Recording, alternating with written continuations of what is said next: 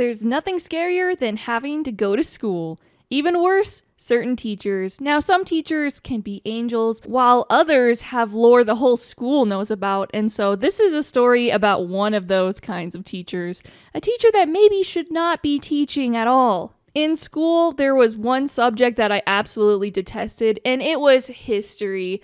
I mean, you go there, you read from a book, and it's just so much more boring than any other subject. I was way more into natural science and physics and math and stuff like that. I feel like history teachers are aware of this, but it's just why is every history class just so astronomically more boring than anything else? I mean, do you even need to show up to class to learn history? You could just read the book yourself. So in 8th grade, I had this teacher, and we're gonna call him Mr. Allen. Now, Mr. Allen was a ladies' man. He loved to talk up any of the girls in his class. He was constantly, I swear, half the class, he didn't even teach anything. He just had people read the book in the class, and then he would sit around talking to the girls. And his classroom was kind of strange because he always had the lights really dim too.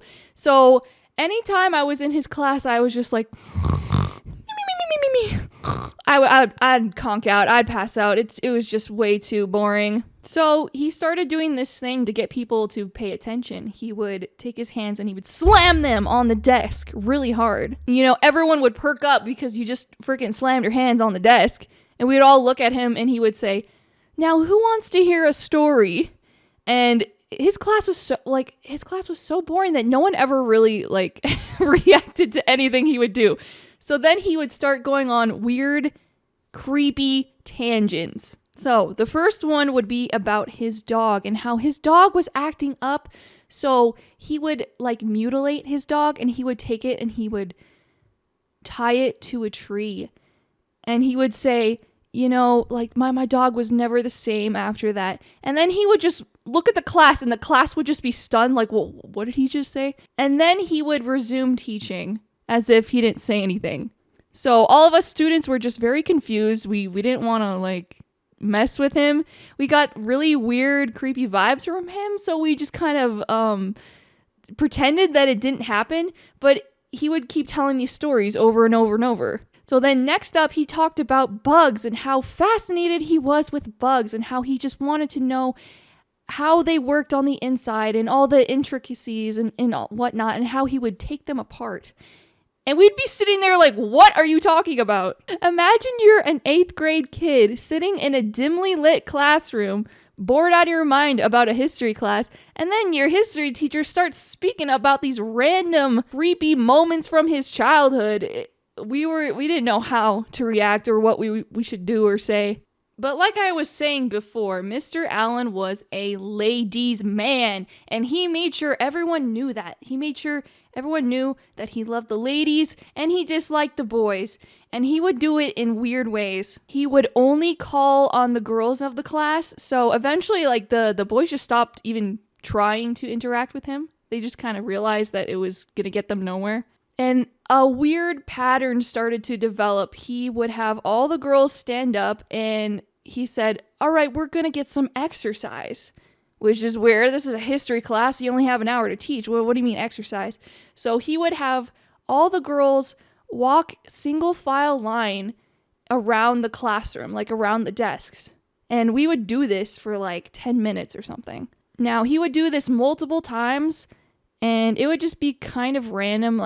In random months, he would just get on this tangent of having us do this a lot. And it got to a point where some of the girls started asking him, "Mr. Allen, why don't the boys get up and walk around?" And he said, "Well, because girls are better than boys." And when you're a kid and you hear something like that, you're like, "Oh yeah, boys go to Jupiter to get more stupider. Girls go to college to get more knowledge." So you're like, "Wow, he's complimenting us. I must be special." No. This is a grown man we're talking about. As I got older and I, listened to a lot of different true crime stories and stuff, I started to realize that the stories that he was telling in the class were the stories of Jeffrey Dahmer. So, bro was cosplaying as Jeffrey Dahmer to spook us in class. he had like a hyperfixation on serial killers. And every once in a while, another, like a story around the school would pop up and people would say like he got caught watching porn on his computer and stuff. So he was a straight up gooner, like cosplaying, being in his own like little villain era. Every kid that had his class, it was just the lore. We would just be sharing stories with each other. We weren't telling the adults. I don't know why. Maybe it was just like fun to have this kind of problem, which is not good. But you never want to like go against adults when you're a kid. As an adult, you're like, oh heck no, you're not doing this. And like I said, when he had us walk around the classroom. So here's the thing. Years later, my brother took his class and he came up to my brother and he said, "Do you have any sisters that have just turned 18? Ah, he's one of those.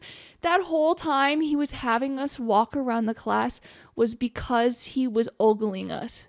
He just wanted to stare and make it so it wasn't like weird. Why is he a teacher? The thing is, when I had his class, he was like 40. And he's still looking for a girl that just barely turned 18 and he's 40. Sir, you have problems. Oh my goodness. Like even my brother was super creeped out. And I guess the lore continues. He's on the hunt for a wife in his old age, in his 50s, looking for a child. Goodness, I can't with some people sometimes. But yeah, some teachers out here be creepy as heck, and they maybe need to be evaluated and have some internet privileges taken away. It's never a good sign when someone idolizes serial killers and things like that. It's like, buddy, do you want to be him? Like, is that why you're bringing this up?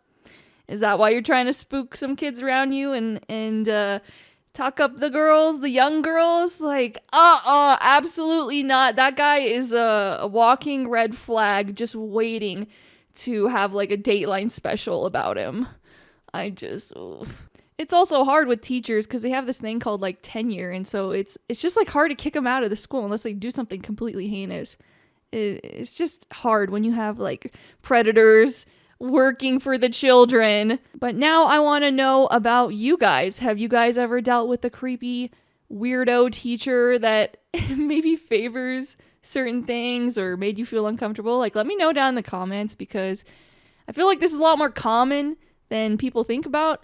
And of all my teachers, he's probably the only one that was actually weird. So I didn't have to deal with much weirdness except for that one. And it was so weird that it stayed with me this whole time. Like, every once in a while I think about him because he was just reciting Jeffrey Dahmer stories. Like, how do you not remember that? Like, anyone remember the Drake Bell story and all that? These people, they need to be dealt with. But anyways, it sucks being a girl. Bye.